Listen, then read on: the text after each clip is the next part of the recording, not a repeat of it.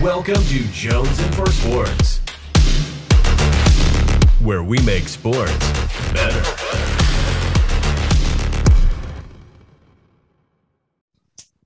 What is good, y'all? It is your boy Jones, and welcome to another episode of Locker Room Sunday post-draft episode show. As always, I'm joined with my co-host Luke. What's up, boy? What up? I see he's ready to talk, and we brought back E to talk about this draft. E, how you doing, my brother? Another day. I hear that. So the draft is now in the past. To me personally, my thoughts overall on the draft, I thought it was actually a pretty good draft. I think a lot of teams made necessary moves that they needed to do in order to make their teams better. There wasn't a lot of, surprises, not a lot of big surprises at least. Nothing out of the norm. It seemed like everyone played it safe in certain ways. Certain teams attacked exactly the needs that they needed. And, we'll see how that all works out going forward. But how did you guys feel about the draft overall, Luke? A draft is a draft. Last year's was an aberration, but it's still a draft. Mm-hmm. There's definitely some teams that did better than others. There's definitely some moves that some teams should have made that others made. Mm-hmm.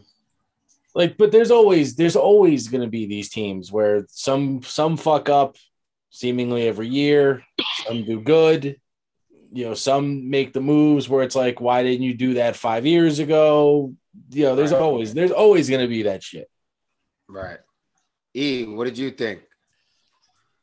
To me, it was a little, the draft took a little bit of a backseat to the Aaron Rodgers news. Definitely. Yeah. And then, you had some weird shit, rival teams in division making trades with each other. Oh, we're going to get into that. We're definitely going to fucking get into that. Oh, yes, we are. And then we had, some of the typical moves, New York teams doing New York team moves. Yeah. And that's pretty much it.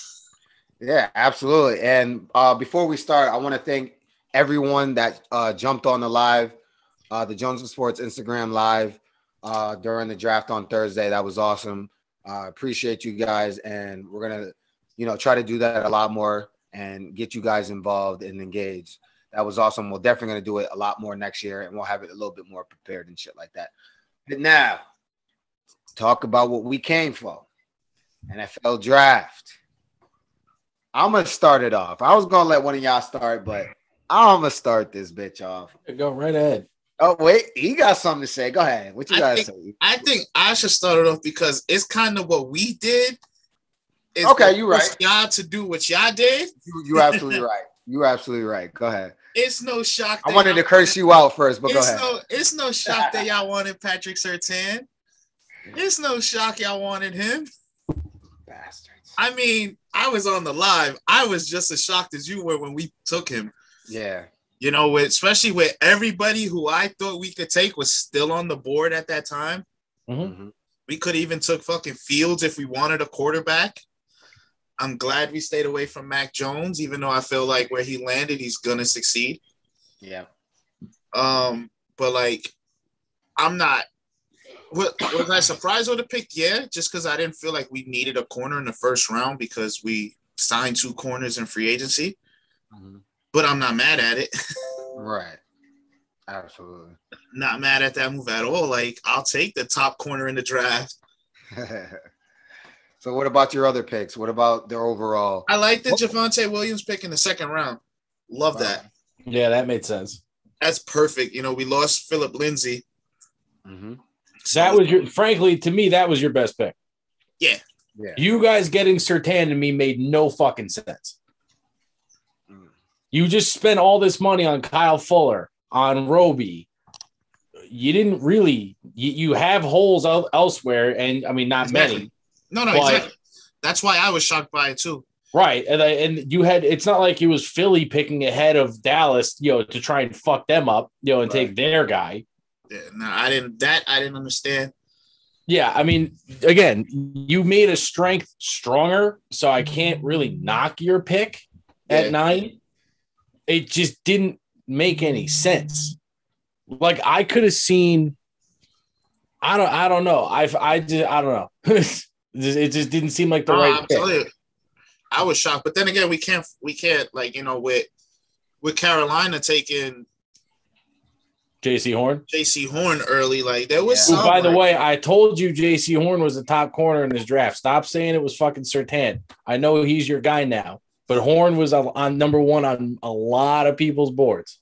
Yeah, but I mean, overall, our draft class, I'm not mad at it because we still addressed the other needs in the later rounds. We got some linebackers, some edge rushers. You can never have too many of those.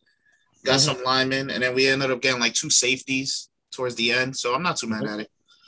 And I think the best thing about the Denver Broncos draft is I think they made moves where they know that they're in the running for Aaron Rodgers.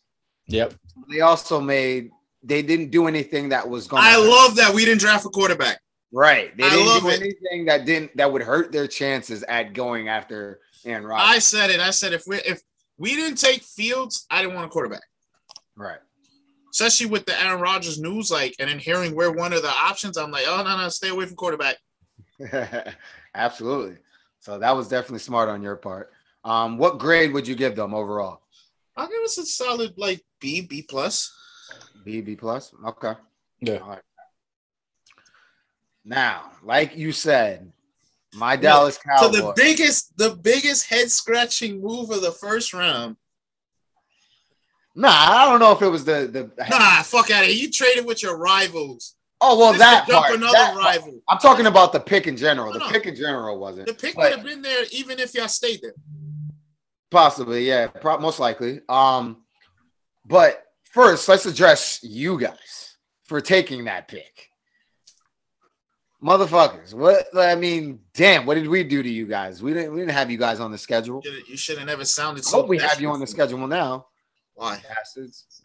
But obviously everyone knows that's who we wanted. We wanted Patrick Surtain. We obviously need help in the secondary.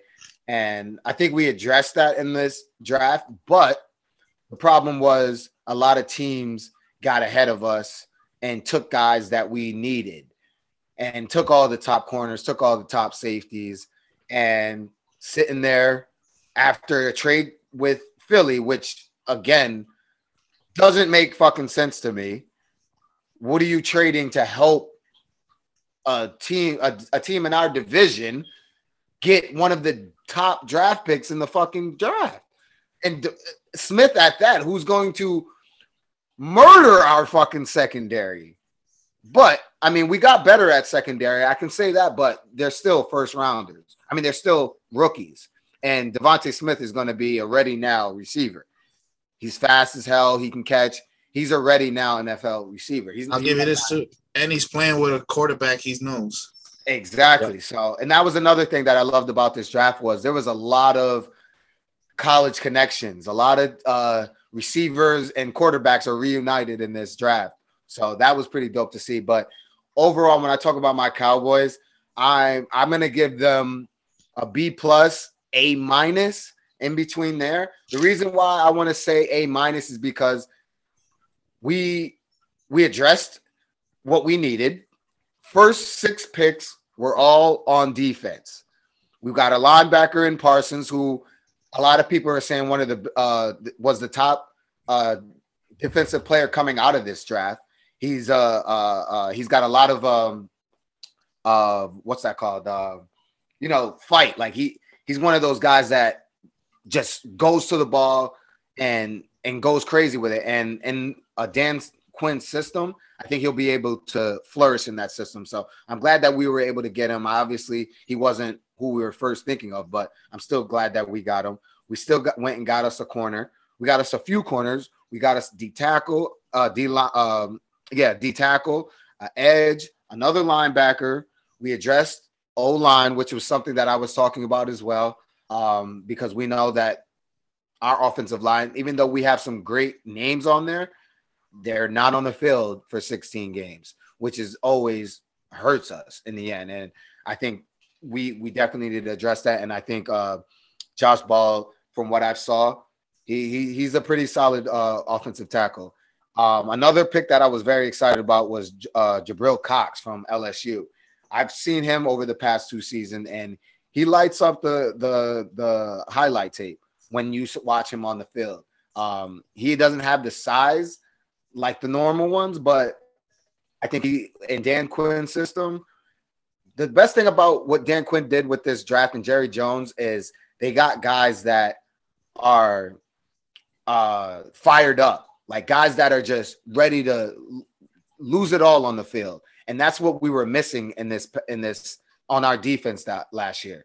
We had guys that didn't give effort, guys that were running around with their heads chopped off and shit like that. And from what I saw with these picks that we made picks that made sense for our defense and guys that are ready to play. Fucking Jerry Jones fired our defensive coordinator last year because the players were pointing at him. After we fired him, nothing fucking changed. We still fucking sucked on defense, and they were still saying it was the coach's fault. No. You got to point the finger at you. And I just saw that the Cowboys just declined Vander Esch's option. I'm glad they did that. Light a fire under his fucking ass. I think that's another thing about this draft. What they did was all these guys that they drafted can light a fire under all of our starters' asses because they can be replaced. I'm not saying they can be replaced right away, but at some point, if they start to flourish, all of those guys on our defense can fucking be replaced. Even the big money guys, if we got to move them. So I love that. That was the route that we went. We addressed everything. And I want to give a small shout out, a very small one, to Jerry Jones because he didn't let his ego get in the way on this draft. He knew what we had to address and he addressed it. He didn't, say, we got to go get the most flashiest guy out there. And, because that's how he likes to be and that's how he likes to draft. But he took care of business the right way, and hopefully it pays off. So I'm very happy with what the Cowboys did. It's just we're going to have to see what it unfolds come August and September. Let me ask you a couple questions, Sean. Mm-hmm. One, obviously the rumors heading into the draft where you guys were going to trade up or try and trade up to get Kyle Pitts. You and most Cowboy fans said that's fucking stupid. We don't need a tight end. Right. Should you have at least traded up with Carolina? 'Cause I could make the argument that Parsons is not a bad pick for you. Right. But he's not the biggest hole to be filled, that position. Your linebackers, in my opinion, even though Vander Esch is always hurt and Jalen Smith is Jalen Smith, that's probably your best unit on that defense. I think at least on paper when healthy. Yeah, I guess you're right. Yeah. I think the reason why they probably didn't trade up for the corners because all the teams before them didn't really make it known they were after corners. Well, right. But that's what I'm saying. You never fucking know. Oh, of course. Right. That's what I'm saying. Like if you're in the 10 spot, trading up to 8 with a team that was outwardly looking to trade back seems too logical when not even Miami at 7 was taking a corner. Absolutely.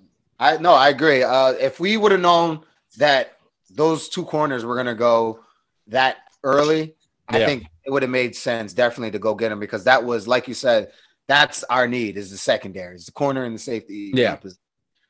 So yeah, I would have definitely would have been okay with that. But I definitely wasn't okay with trading back, especially with the Eagles. I thought we were going to lose. Trading back only sucked for you guys because the return was garbage. You basically handed Philly the 10.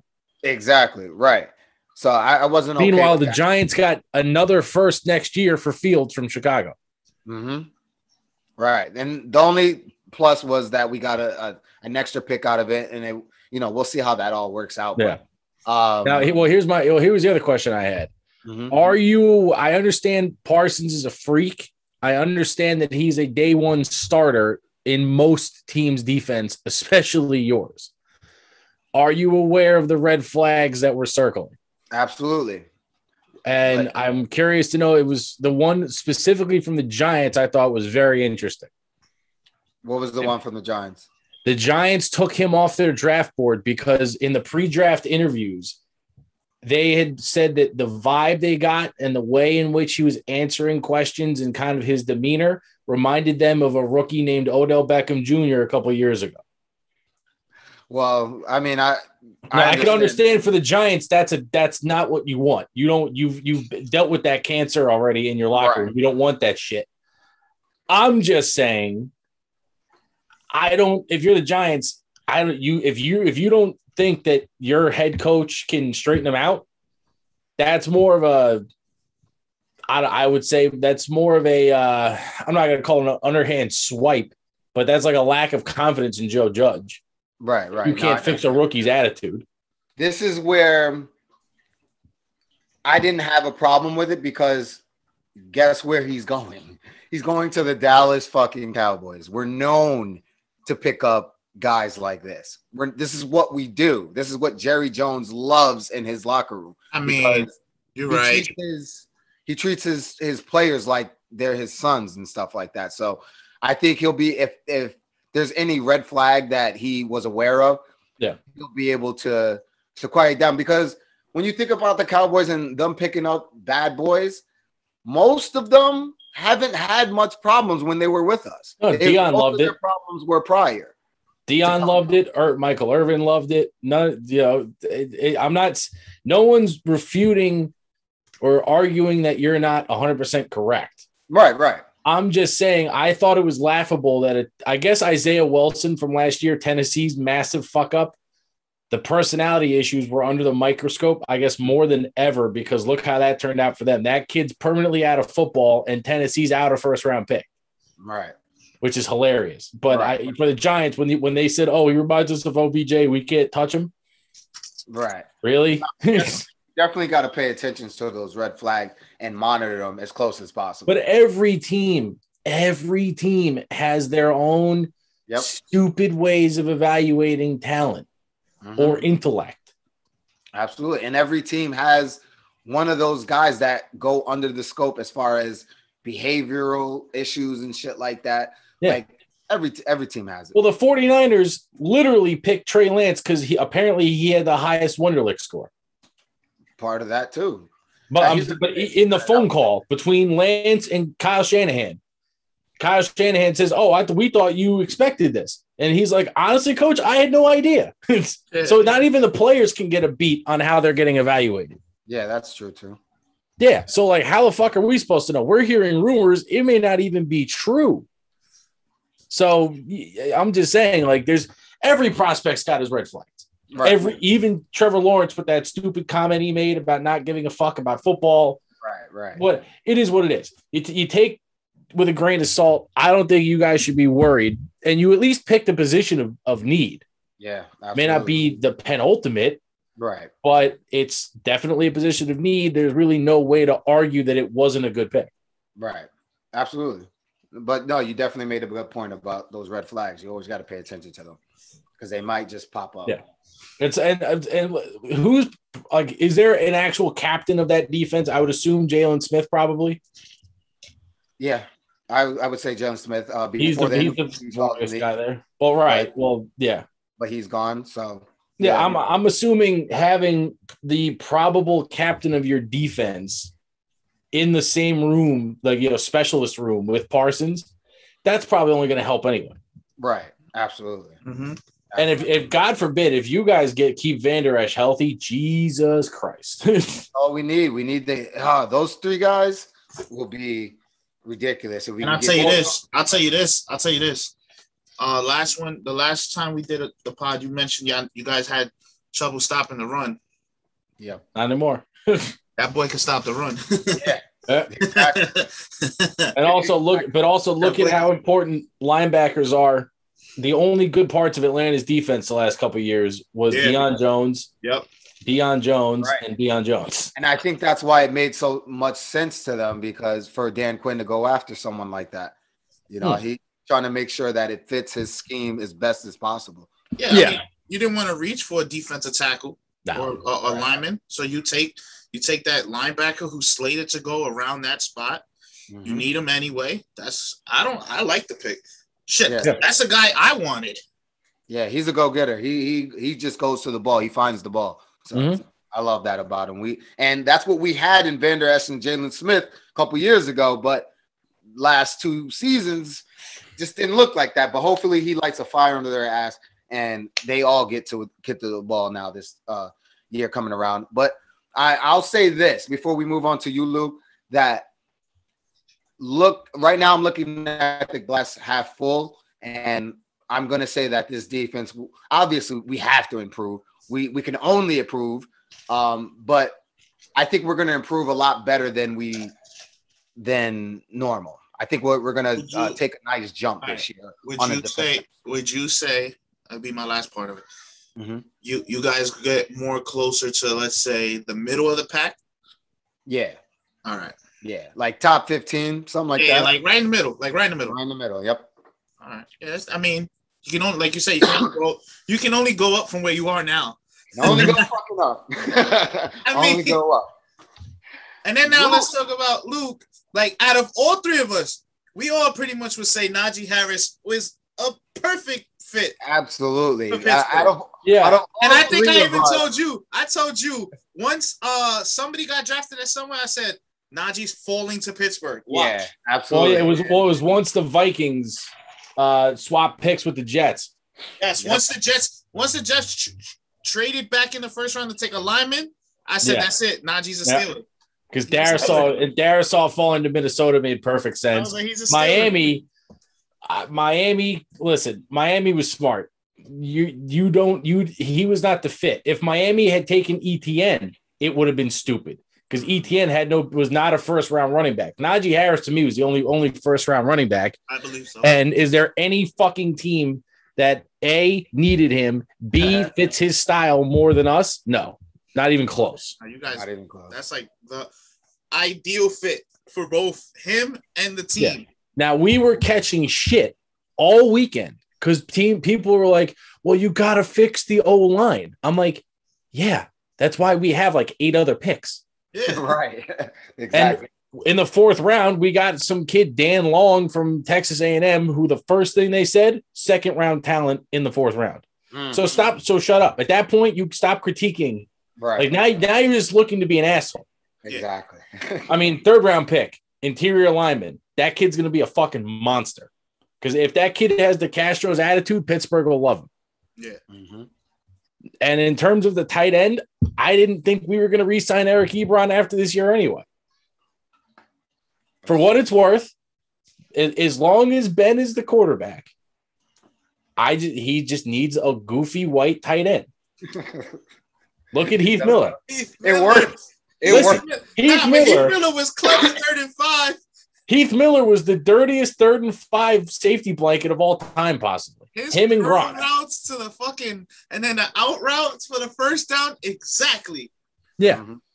I mean, I'm not mad at any of our picks. I'm a little bit surprised we waited until like the 5th or 6th round to get a corner, but again, I don't care. Right. Who turns out more 6th, 5th round gems than us anyway? Right. So what I will say, hold on. The kid we picked, I think it was the 6th round, the kid from Miami, Roche. I don't know how the fuck he was still there. Yeah, I don't. I mean, he was AAC Defensive Player of the Year like 2 years ago. Mm-hmm. There's no reason that he should have still been there.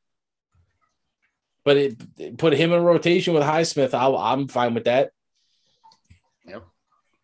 Yeah, I don't think we fucked up anything. People was like, "Oh, you needed the lineman." I'm like, we got like 5. A couple of them got to be decent. So, what grade would you give them? I mean, they're not getting an A. Honestly, I'd give them. The only pick that I legitimately have any issue with was the tight end 2nd round. Okay. Because I thought that was the round you take a probable starter on the O-line. Like we still have Eric Ebron. He Right. can't be as drop prone as he was last year.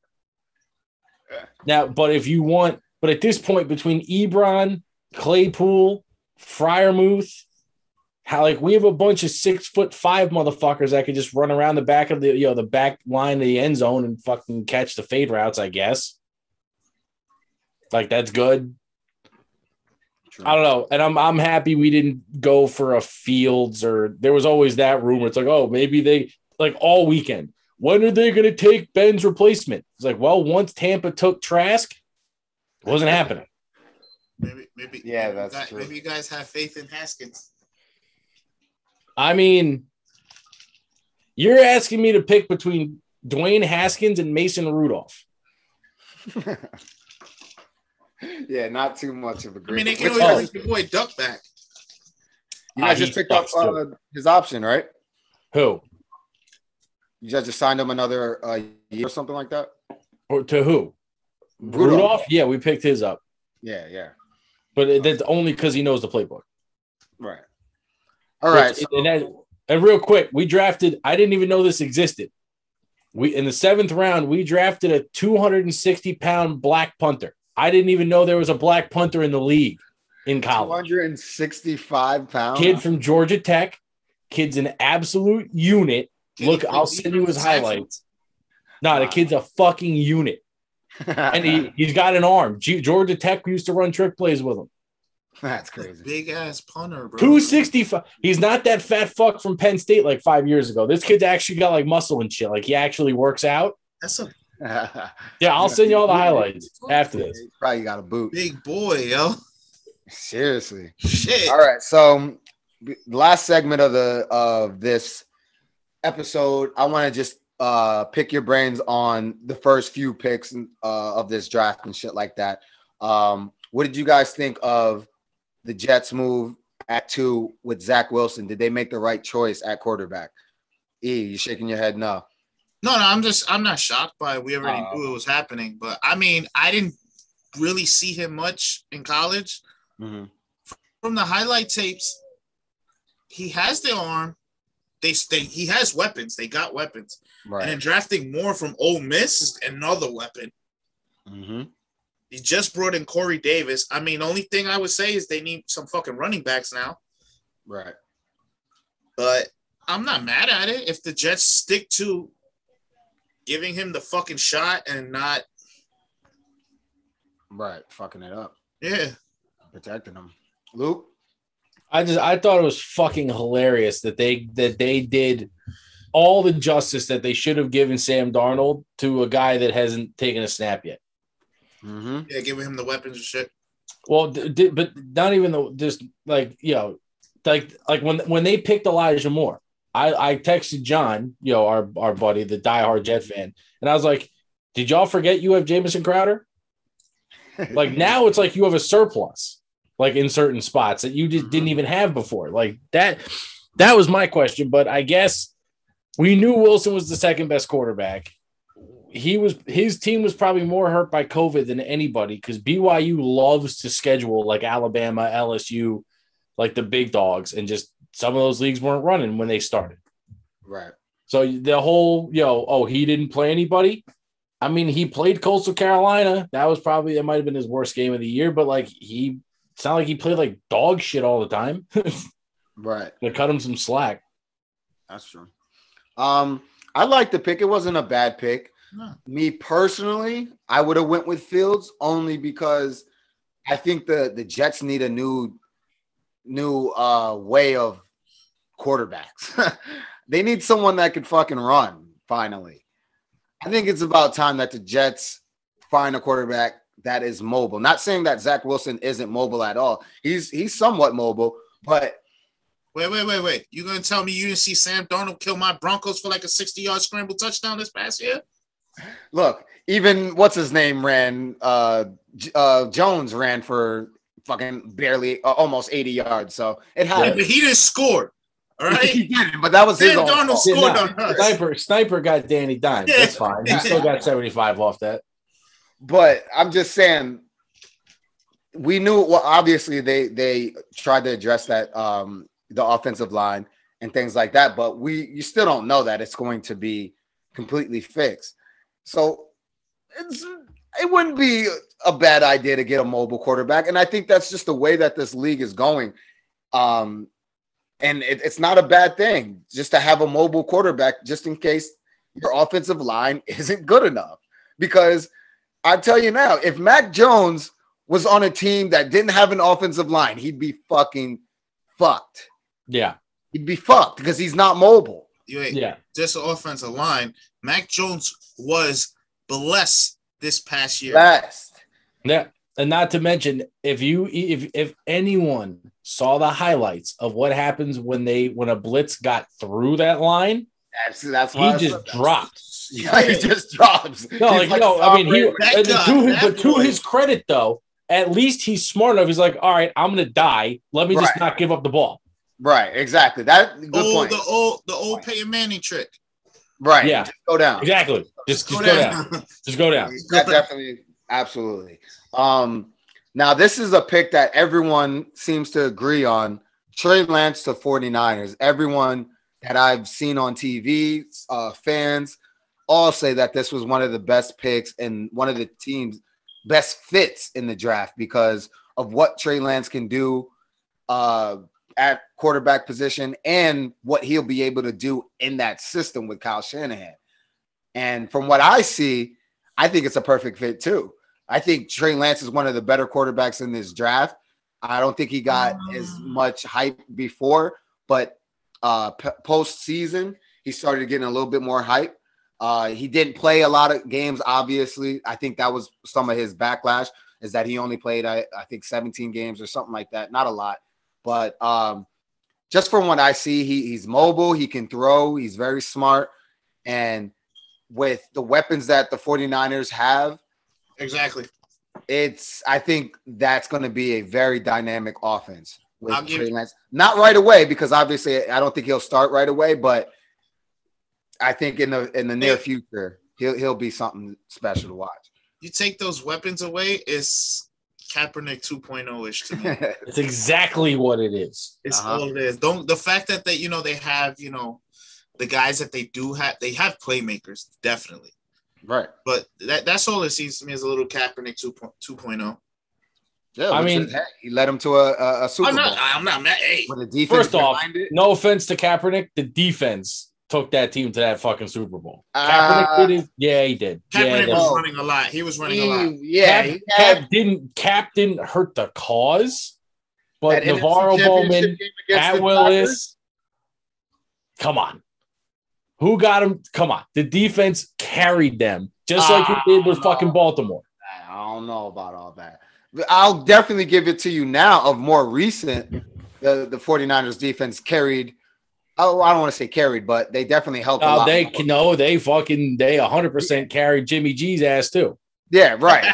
But I think Kaepernick had a lot more impact than that. No, Jimmy G is a worse quarterback than Colin Kaepernick was in that title run.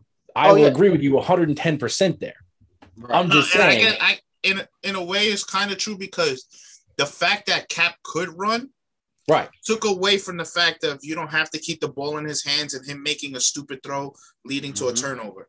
You can call more design quarterback runs to keep you in the game without him actually making all those passes.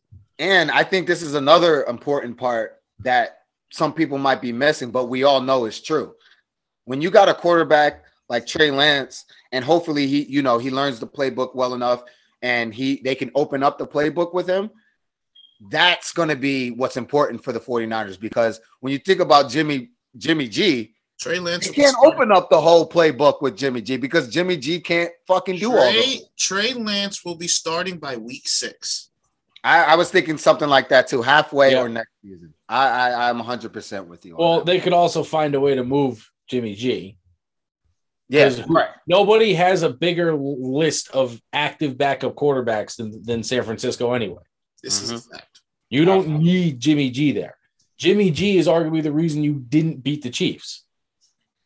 Had they had Kaepernick or Trey Lance, someone who could have ran, they would have won that game. They definitely would have. Yeah, because who the fuck goes to the Super Bowl and throws a pass with their eyes closed? Yeah. I lost money on that game. All right. Yeah, no, we could figure that one out. The Pitt's pick to the Falcons was a great pick. I think everyone would agree there. Any objections? I'll be honest with you. I don't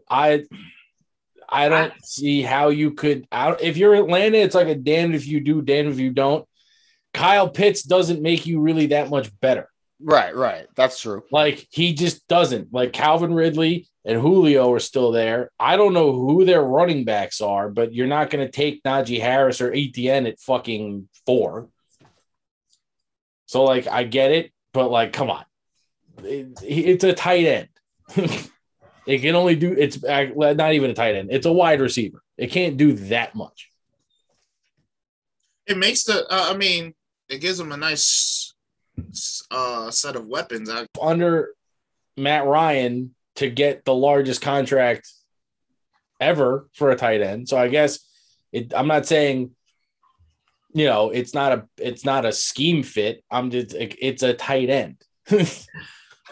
I think at that point that was a take the best available player pick. Right. Well, right. Right. Well, case in point, if you're in the top 10, you have glaring holes everywhere. That's usually the rule of thumb.